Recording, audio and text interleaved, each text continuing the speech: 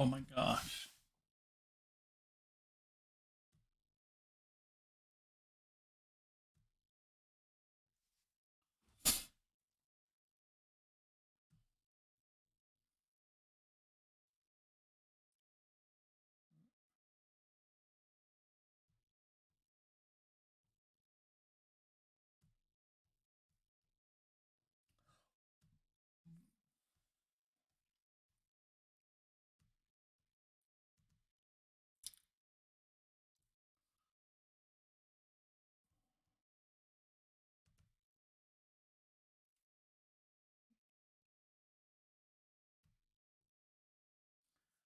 Oh, you suck.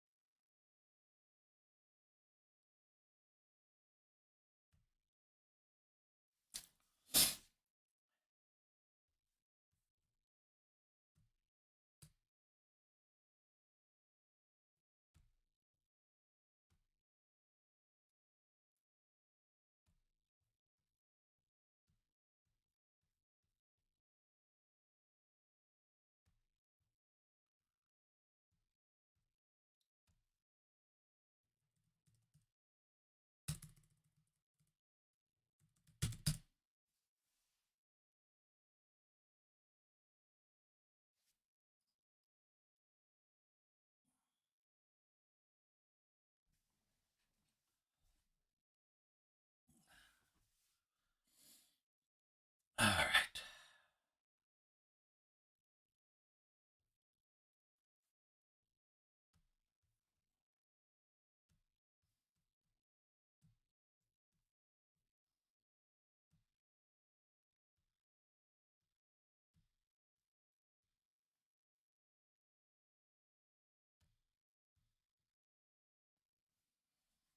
Testing, testing, testing, testing.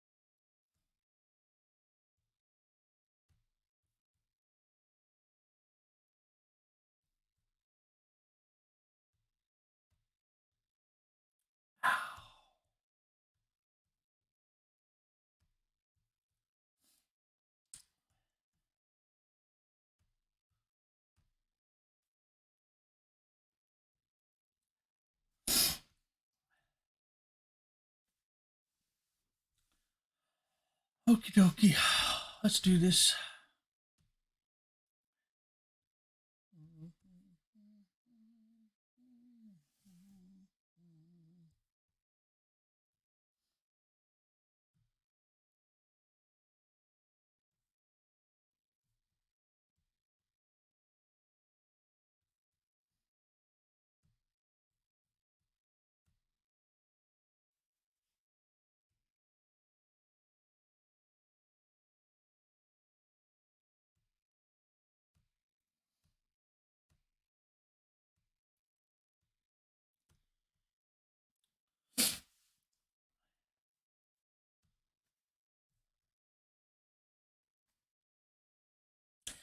Let's start off with a little how-to video.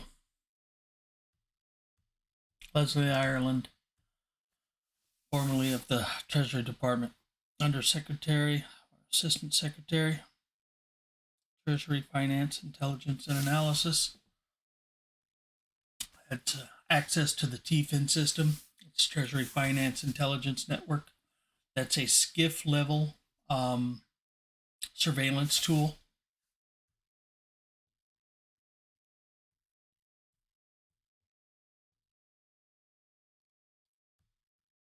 Of intelligence and the intelligence services needs are for the next 10 and 20 years. So with those introductions, I wanted to start on the news. Obviously, we have the DNC hacks. There was a report last night from Reuters that we have yet another hack that cyber security officials have attributed to the Russians on the DNC. This time it was DNC donor information. And what I wanted to bring this up is we are now at a point in our history where Russia has become more aggressive in its actions to go to the United States and project its power. So, Woohoo! It's 2022. Where are we at again with Russia? I see a pattern. Let's just review the basic facts of what we know so far. We have a cybersecurity firm, CrowdStrike, reputable cybersecurity firm, that has said there's a high degree of confidence that Russian intelligence is behind the hack of DNC emails several months ago. And then those emails appear on the internet. And then a senior official, the head of a major political party in the United States, resigns as a result of those emails. And so that brings us to where we are now. And the question is, what should U.S. and Western intelligence agencies be doing now to adapt to this new reality from Russia? And what tools does the intelligence community need to prevent Russia's actions? Was that Donna Brazil from the DNC that resigned and then went straight to CNN as a talking head? Is that who he's talking about, I wonder? I have to confirm that. And better understand what Putin's going to do next. And I'm going to throw that first to What's Leslie. Putin going to do next? So the first thing I would want to assure the audience is that cyber activity is a high priority for the U.S. intelligence community. For those of you who aren't aware, we annually sit down and develop something called the National Intelligence Priorities Framework. And we work with the policy community to identify where the intelligence resources capabilities need to be focused. And I can assure you that cyber takes some of the highest priorities that we've got. I'm looking at that question a little bit more from my perspective within the Treasury Department. Pay attention. And looking at how we work with our Office of Domestic Finance to work with the financial sector and help protect them in terms of cyber activity against an array of actors, not just perhaps Russia, but against the full array. Domestic. And one of the things that we've been able to do is to help leverage what the intelligence community has through the Office of Domestic Finance with the financial sector itself. And I think as an intelligence... With the financial sector itself. This brings up a very important plot point. With the financial sector, let's go take a little gander here.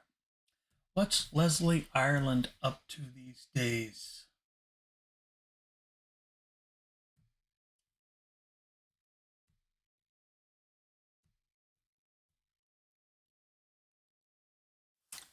The financial sector. As soon as she left the Treasury Department, she went straight to the Board of Citi. John C. Dugan, I really wish I could get a hold of Whitney Webb to find out if there's any type of relationship with Regina Dugan as far as that goes. I haven't been able to confirm anything whatsoever, but boy, am I curious to see about that. But this is the financial sector that she's talking about. Revolving door between our intelligence agencies and the banks.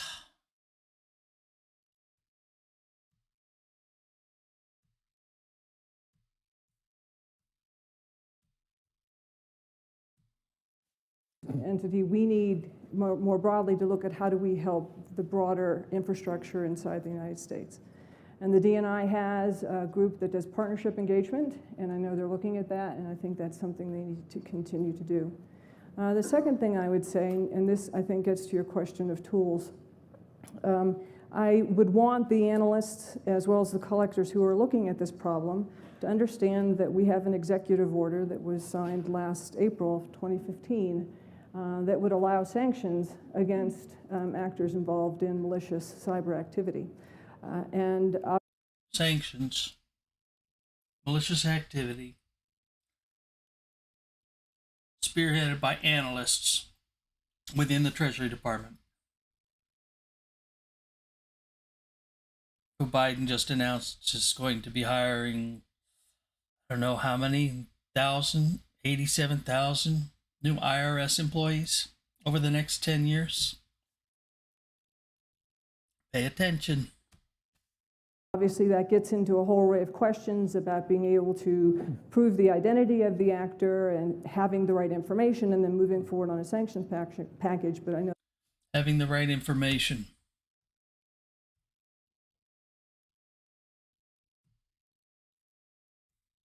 Having the right information.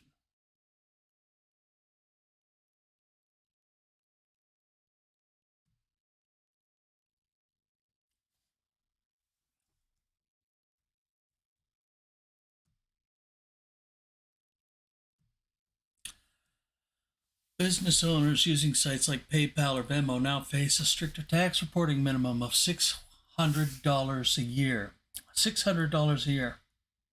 Having the right information.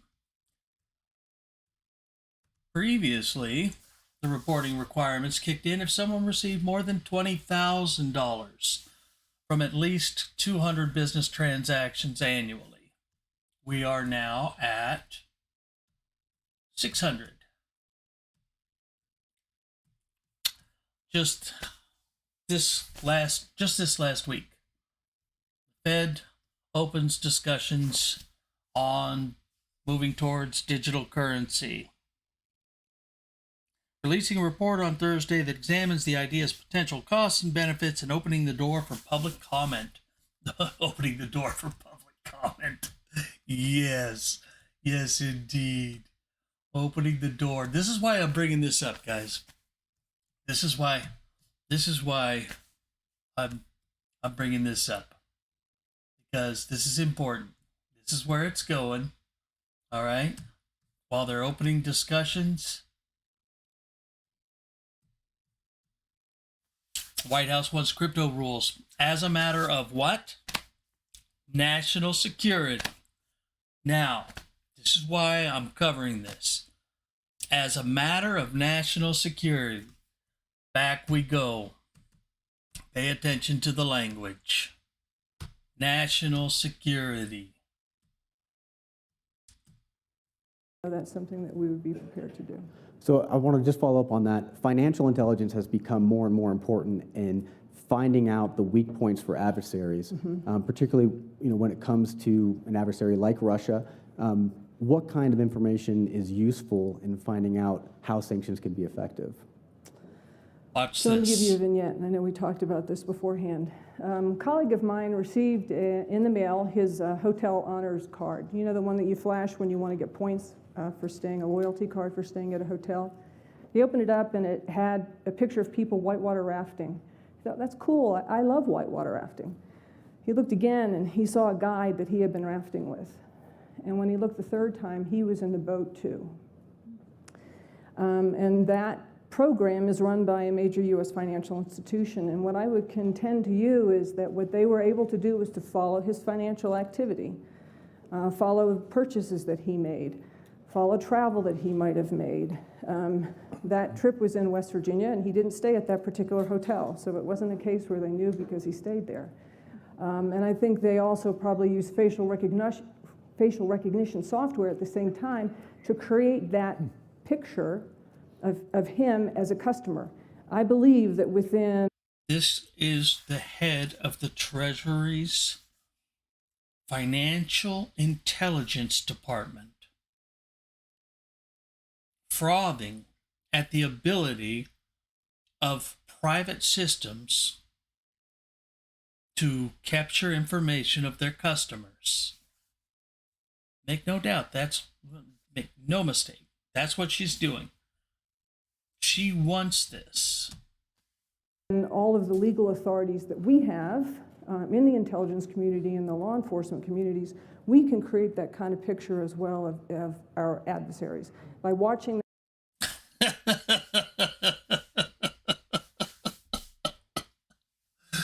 I guess I could have waited 20 seconds. It's been a minute since I watched this video.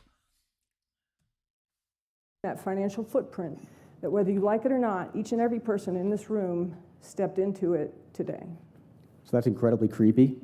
To think that a private company is collecting that much information. A private company like obviously that's not being used on American citizens, Citibank. but I can see it as a useful tool against intelligence adversaries. And right, before this becomes the tweet that's heard around the world, I'm not talking about the intelligence community using this as a capability against U.S. citizens. I'm talking about it with our foreign adversaries.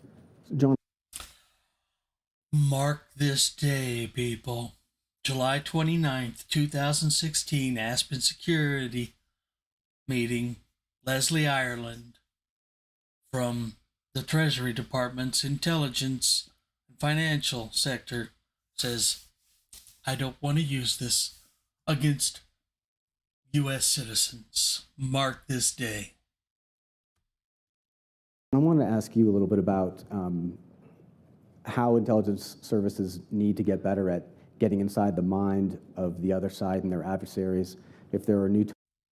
We're going to skip on over to some stuff. What is the TFIN system? What is it? The purpose of TFIN is to help Treasury analysts and others provide meaningful intelligence to senior Treasury management and to other agencies within the intelligence community. TFIN users include analysts, watch officers, requirements officers, security officers, and system administrators. Users conduct activities over the TFIN system to meet the requirements. This is important. To meet the requirements of executive orders, laws, policies, and regulations. Executive orders and policies are very important here. TFIN was originally designed to accommodate approximately 30 users. However, because of Treasury's expanding role in the fight against terrorism, the number of TFIN users has risen significantly. As of February 2008, TFIN had approximately 130 users. A very relevant question that needs to be asked by our representatives at this time: how many people have access to the TFIN system these days? It's very relevant. Terrorism and financial intelligence develops and implements U.S. government strategies to combat terrorist financing domestically and internationally. I'm glad they put the domestically first here, people. And develops and implements the national money laundering strategy as well as other policies and programs to fight financial crimes. The national money laundering strategy. Let's take a step back. Biden proposes doubling IRS workforce as part of plan to snag tax cheats.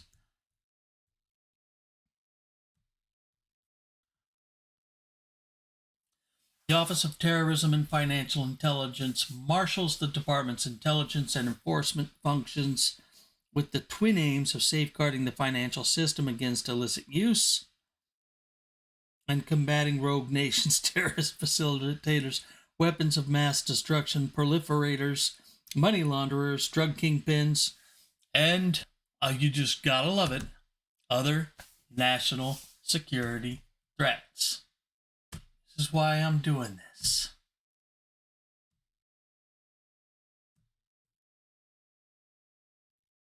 This is exactly. White House wants crypto rules as a matter of national security.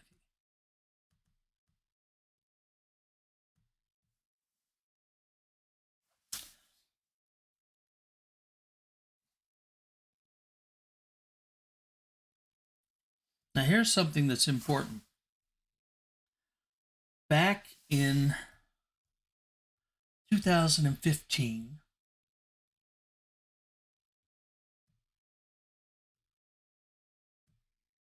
this lady right here, Lisa Monaco, Homeland Security Advisor, was also President Obama's chief cybersecurity advisor. She drove the policy decision to create the Cyber Threat Intelligence Integration Center in the Office of the Director of National Intelligence, that's ODNI, in 2015 to provide integrated all-source analysis of intelligence on foreign cyber threats and incidents affecting U.S. national interests, similar to the National Counterterrorism Center. So it went from international, foreign to national.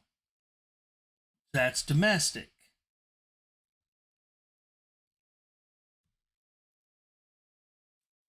Leslie Ireland was wearing two hats at the time that she gave that little vignette, little gem that we just heard. She was working at the ODNI and the Treasury at the same time because of the fusion center that this woman created. Why is that important? DNI Haynes' statement on President's nomination of Shannon Liss as Assistant Secretary for Intelligence and Analysis for the Department of Treasury. Pay attention. Avril Haines today issued the following statement. This is September 30th, 2021. On behalf of the intelligence community, I offer my congratulations to Shannon Liss on her nomination to serve as the Assistant Secretary for Intelligence and Analysis for the Treasury Department. She is the first ODNI officer to be nominated for this important position. This is why I bring it up, the mission creep of ODNI into the Treasury Department. Because if I have this right, the Treasury Department's SCIF section, where they collect all of this, pretty much like NSA surveillance, they are not downstream from the NSA or the DNI. They're upstream. And the reason that I say this is because back in the 70s, there was a law passed that forbid oversight of domestic central banks and foreign central banks. It forbid oversight of the transactions between those institutions by the GAO, the Government Accounting Office. They said it would make it too political and give them too much political leverage to have oversight of transactions between domestic and foreign central banks. Well, those are the transactions that matter the most. That's where the heavy hitters play. I mean, they're not doing a Venmo transaction. They're using the central banks.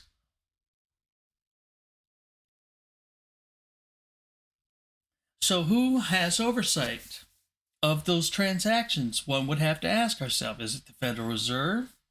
Is it the Treasury Department with the SCIF that they have, the TFIN system? I would think it would be the Treasury Department. And I think that speculation pans out when we look at the fact that Leslie Ireland, who was in charge of that, served over 20 years at CIA before she came to the Treasury. And then her replacement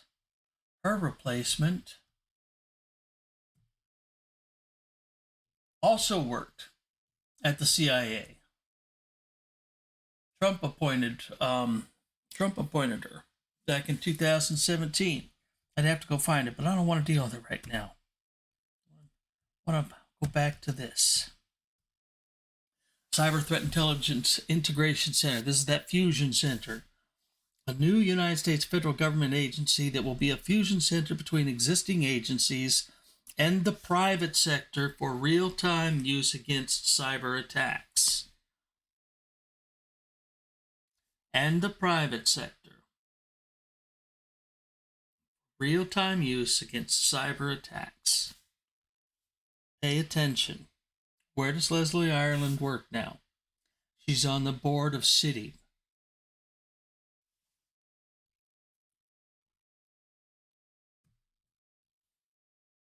Office of Intelligence and Analysis. This is their sweet spot. This is where it all is. We've always heard the saying, follow the money, follow the money. We didn't come up with that. We did not come up with that. We learned it from these guys. Follow the money. They always follow the money. That's what it's all about.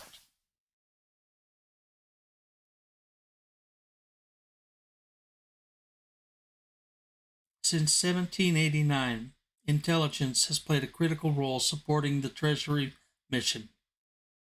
This role has evolved from support to the department's original enforcement functions to a full intelligence agency within the Treasury working on the cutting edge of global financial intelligence. National security at Treasury. Safeguarding U.S. economic security requires that the department's leadership have the most timely, accurate, and nuanced intelligence information possible. OIA provides Treasury leaders in specific offices and bureaus, like the Office of Foreign Assets Control and the Financial Crimes Enforcement Network, with this information every day. Financial Crimes Enforcement Network. Do we think that this is only foreign financial crimes, or is this domestic also? Let's find out. FinCEN. We've all heard of FinCEN.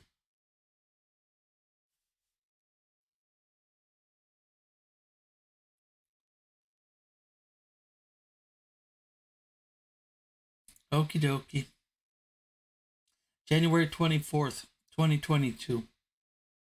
The Financial Crimes Enforcement Network today issued a notice of proposed rulemaking that proposes and solicits public comment on the establishment of a limited duration pilot program for sharing suspicious activity reports in accordance with Section 612 of the Anti-Money Laundering Act of 2020. What does that even mean? I mean, is that snitch on your neighbor? Snitch on a business associate? Snitch on somebody? There's a lot of stuff coming down in the month of January regarding the financial aspect of our country, guys. A lot. And we're busy watching other things. I'm going to cover this more. I'm going to go back into this. This is just my very first stream that I've ever done on this. It's not polished. It's not professional. It's not anything. It's just me saying, look, I've been watching this go on for a long time now. And I know it's important information. You know, I watch people like Catherine Austin Fitz and Whitney Webb put this stuff together day after day after day. I read articles like Wall Street on Parade, where they cover information regarding where all the debt's hidden within these different credit facilities, on all of their info on BlackRock before it became news.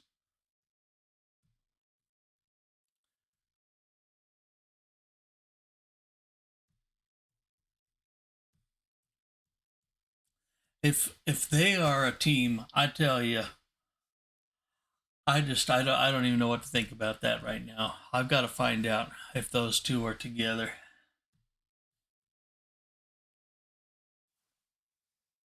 Now, this is something I just stumbled across today, January 25th, 2021, and what they're doing is they're bringing in a lot of players from the Obama administration that are probably already up to speed. There were a couple of terms and phrases in here that I wanted to point out. This lady, Natalie Ernest, her job was public affairs, external communications, economic policy, domestic finance, tax policy, international affairs, and illicit finance. Communications advisor. Okay. She joined the Treasury in 2009 under Geithner. Boy, did he have a wonderful little track record.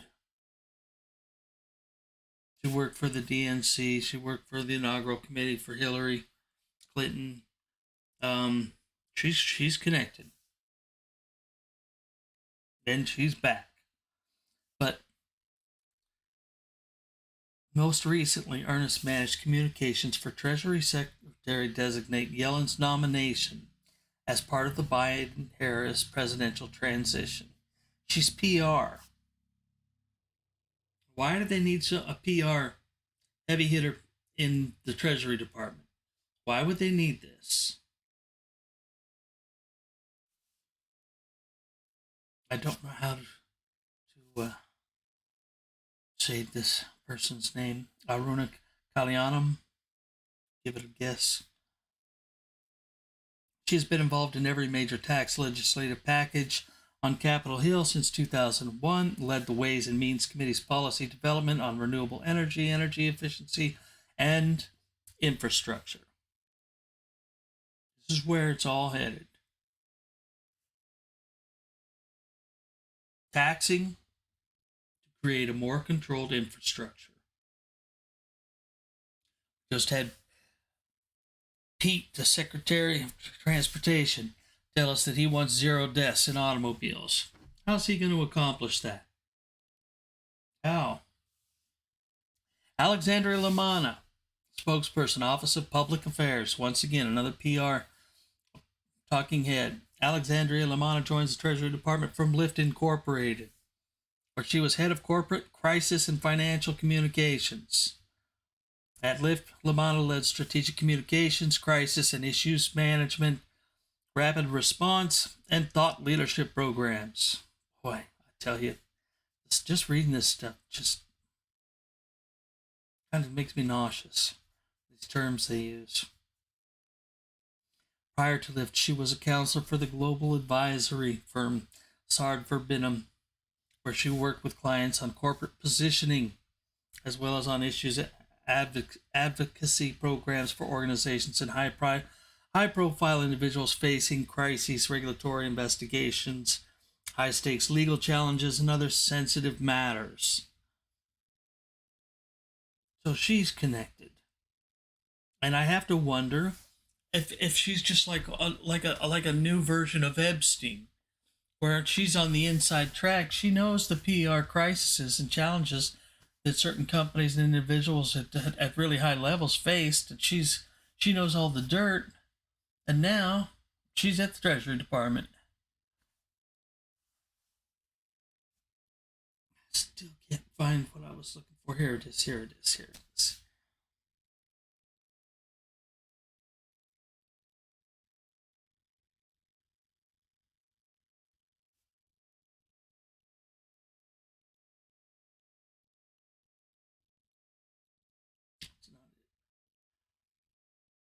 Tax policy. That's right. See, they're setting up the bulwark of the Treasury Department to control this whole thing that they're going to roll out. Surveillance of everybody's financial transactions down to the nth degree. That technocratic wet dream of knowing exactly how much we consume and how much we produce down to the nth degree. This is part of that structure. This is one of the mechanisms, a very important mechanism that they're going to use to accomplish this.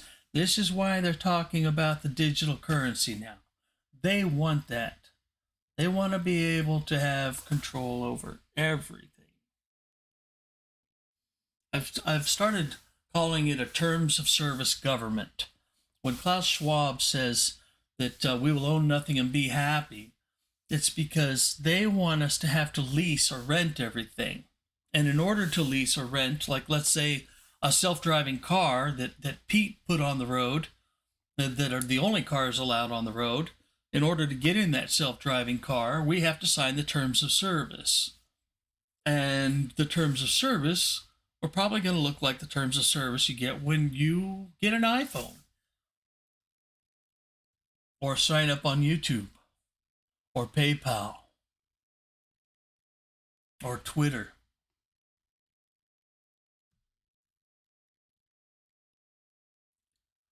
This is coming down the road. There's a lot of important information being released this month regarding these are Trump's nominees. I'm going to cover this real quick. This gal right here. She only went for 2 years.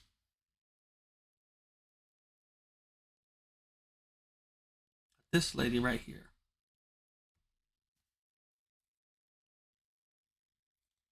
Senior Intelligence Service at the Central Intelligence Agency, where she has worked since 1989. Once again, part of the President's Daily Brief. And she ends up over at the United States Department of Treasury, Assistant Secretary for Intelligence and Analysis. CIA. Every single time.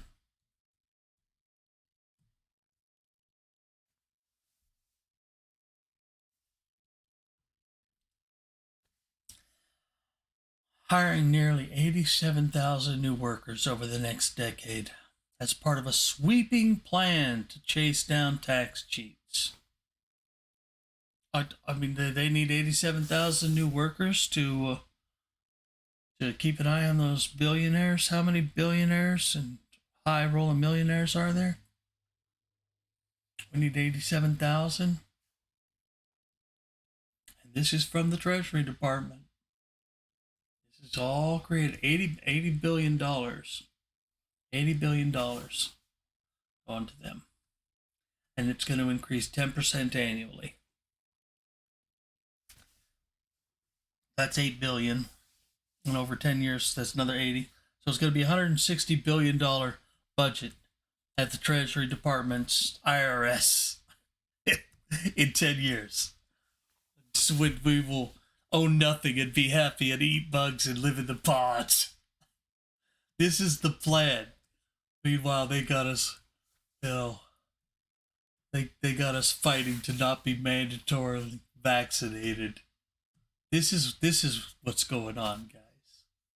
All of this is what's going on. $600 a year transaction have to be reported.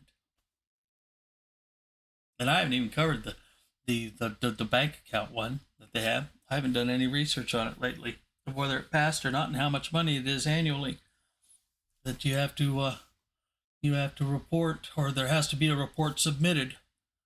I mean, they were shooting for a $600 deposit or transaction to be reported, and then they said they shot that down, but then they turned around and changed it to a really low amount annually that doesn't make any difference whatsoever. I mean, it's all still going to be reported.